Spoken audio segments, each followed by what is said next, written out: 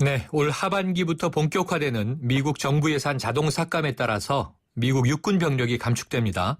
앞으로 4년 내에 42만 명까지 감축될 수 있다는 전망이 나왔습니다. 이에 따라 주한미군 감축 가능성이 제기되고 있고요. 또 탄저균 배달 사고와 관련돼서 한미합동 실무단이 구성되기도 했는데요. 이 조사단이 의혹을 완전히 해소할 수 있을지 관심이 모아지고 있습니다. 양욱 한국국방안보포럼 연구위원과 자세한 이야기 나눠봅니다. 양 의원님 안녕하세요. 예, 안녕하십니까. 네, 이 미국 국방부가 예산 부족을 겪고 있다고 하는데요. 결국은 병력 축소로 이어지는 거 아니겠습니까? 예, 물론 네. 그렇습니다. 지금 현재 그 병력이 지금 49만 명 정도 병력이 있는데 네.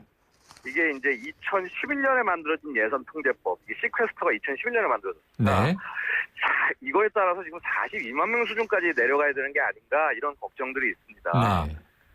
지금 이제 이 사실은 이 시퀘스터라는 게 아시다시피 2008년에 그 리만 브라더스 사태로 그 글로벌 금융위기가 생기지 않았습니까? 네.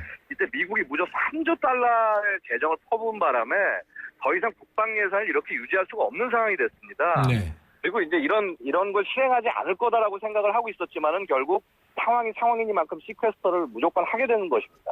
네, 이게 줄어드는 예산에 병력을 맞추다 보면 2차 대전 이후 최소 규모가 되는 것 아니냐 이런 전망 나오는데요. 그렇다면 이 세계 경찰이라고 부르는 미국의 안보 전략에 타격도 있을 것 같고요.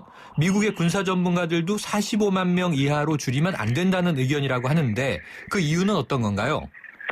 예, 일단 그 최근에 미국이 아프간과 이라크 등 두 개소에서 전쟁을 벌이지 않았습니까? 네. 이때 이때 이제 투입했을 때 인원이 56만 명 정도 됐습니다. 네. 그런데 이제 지금 현재 지금 그걸 많이 그나마 줄여서 49만이 된 것인데, 이 현역 부대 기준으로 봤을 때요, 지금 미국이요, 상비사단이 10개에 불과합니다. 네. 그 다음에 여단들을 줄이고 있는 것이고요. 그럼 이렇게 해서 만약에 이렇게 숫자를 유지를 못하게 된다면은, 지금 두 개소에서 동시에 전쟁한다는 것이 불가능하게 되는 것입니다. 네. 그래서 예를 들어서 지금 우리가 걱정하는 것이 중동에서 만약에 전쟁이 날 때 미국이 거기로 파병을 하고 그 상황에서 대한민국에서 어떤 일이 생겼을 때 네. 파병이 될 거냐 이런 부분을 걱정하지 않을 수 없다는 것이죠. 아, 그렇군요. 그래서 이렇게 인원수가 줄어드는 걸 놓고 동시승리 전략을 미국이 포기한 게 아니냐 이런 네. 얘기까지 나오고 있습니다. 자, 이번 감축 계획으로요. 주한미군 병력이 영향을 받진 않을 것이다. 이렇게 이야기하고 있지만 실제로 얼마 전에 미 2사단의 제1전투여단 해체됐잖아요. 이 네, 미국 그렇습니다. 본토에서 병력이 줄다 보면 결국 주한미군도 영향을 받지 않겠습니까? 물론입니다. 지금 한 28,500명 정도 수준인데요. 네. 이 인원들이 줄어들 수도 있는 것이고요. 그 다음에 지금 이제 그 1기갑 전투여단을 이제 해체하고 난 다음에 미국에서 기갑여단을 9개월마다 순환하는 형식으로 배치를 합니다. 네. 근데 만약에 어떻게 미국이 병력이 부족하다고 해서 이 순환 배치가 안 되는 가능성도 생각할 수가 있고요. 근데 사실은 더 큰 거는 전시입니다. 즉 예를 들어서 어떤 중동이나 다른 지역에서 전쟁이 난 상황에서 한반도에 전쟁이 나면은 과연 병력이 전개할 수 있느냐. 네. 우리가 기초에 알려진 것이 그 시차별 부대 전개 병력 65만 명이 오게 돼 있다 이렇게 알려져 있는데 이렇게 병력이 감축되고 나면 이렇게 보낼 병력이 없는 것이죠. 네, 그렇겠네요. 자, 주한미군이 감소하게 됐을 때 과연 어떤 상황이 생길 것인가? 자, 안보 공백 우려할 수밖에 없겠죠? 예, 그렇습니다. 감소하는 만큼 다른 수단을 늘릴 수밖에 없습니다.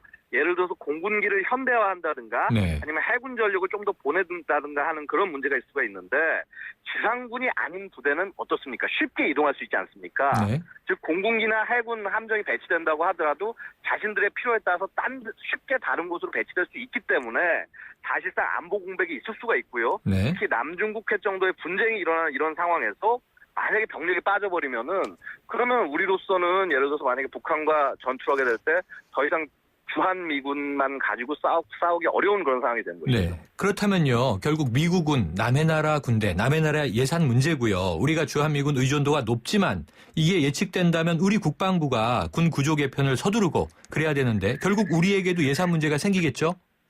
예, 물론 그렇습니다. 지금 현재 우리 국방 예산이 올해는 37조입니다. 그 GDP 대비 한 2.4%고 정부 재정 대비 한 14.5%인데요.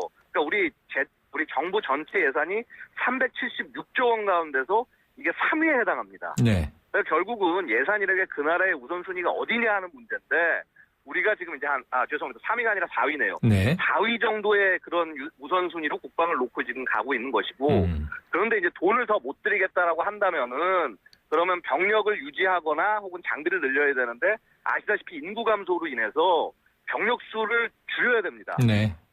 예. 그런데 이제 또 이게 더 힘든 게 미국 같은 경우는 병력을 줄이면 예산이 덜 들어가지만 대한민국은 병력을 줄이면은 장비를 늘려야 되기 때문에 예산이 더 들어간다는 겁니다. 쉬운 문제가 아니군요. 자, 이게 이제 탄저균 배달 사고 한미 합동 실무단 구성 여쭤볼게요. 이 미국에서 살아있는 탄저균이 우리나라로 배달되는 사고가 있었죠. 이제 한미 합동 실무단 구성해서 조사한다고 하는데 목표는 재발 방지가 될 텐데요. 어떤 것들 조사하게 됩니까? 예, 일단은 이제 소파 합동위원회 산하에서 이제 그 합동 실무단을 구성해서 들어갑니다. 네. 즉 이제 한국에서는 이제 그 국방부 정책기획관, 미국에서는 기획참모부장, 그러니까 별 2급이 돼서 운용을 하는 것이고요. 그래서 결국 이 지금 뭐가 문제가 된 거냐, 도대체 어떻게 이렇게 이렇게 들어왔고, 그 다음에 예를 들어서 미국 본토에서 무슨 실수가 있었고, 그 다음에 한국에서는 반입하는 과정에 어떤 문제가 있었으며, 그다음에 주한미군 기지에서는 무슨 실수가 있었는가, 네. 이런 부분들을 전부 검증하게 될 것입니다. 네, 그렇군요. 자, 그런데 미국에서 보내진 탄저균 샘플은 당초 6월 5일 시행 예정이었던 주피터 프로그램, 북한의 생화학 무기 공격에 대한 방어 목적으로 시행되는 실험을 위해서 보내졌던 것으로 알려졌는데요. 그렇다면 이 탄저균 말고도 다른 위험 물질이 들어왔을 가능성 없습니까? 예, 물론 뭐 상식적으로 없을 수가 없습니다. 왜냐하면은 이 주피터 시스템이라는 것이 북한의 공격을 막는 것이니까, 그럼 북한이 보유됐을 것으로 의심되는 13개의 균에 대한 실험 가능성도 있습니다. 네.